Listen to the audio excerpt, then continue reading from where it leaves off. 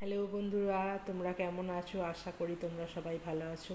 আজ যে ভিডিওটা আমি বানাচ্ছি, আমরা নিউ জলপাইগুড়ি যাবার জন্য সকাল থেকে যে খাবারগুলো রেডি করেছি, যাওয়া পর্যন্ত, বাড়ি থেকে বেরোনো পর্যন্ত ভিডিওটি তোমাদের সঙ্গে শেয়ার করলাম।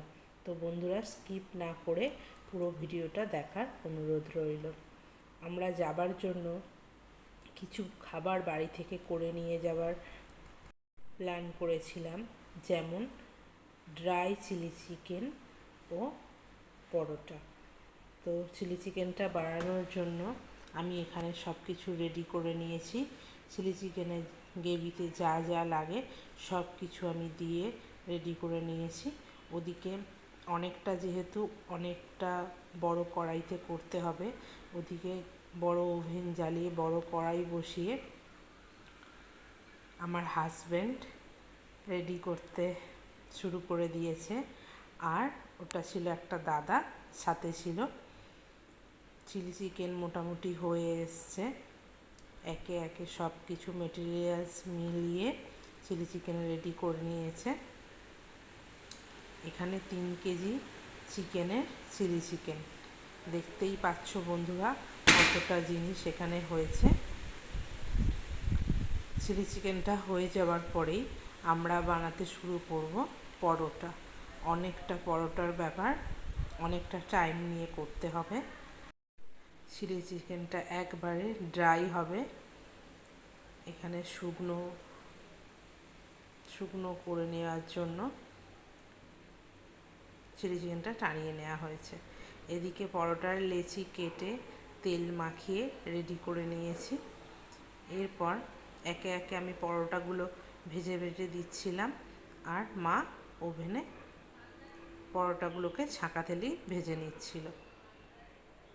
কেননা অনেকগুলো পরোটা ভাজতে দেরি হয়ে যাবে, সেকে পরোটা করতে গেলে অনেকটা দেরি হয়ে যাবে, যার জন্য ছাঁকা তেলেই মা ভেজে রেডি করে দিচ্ছিল।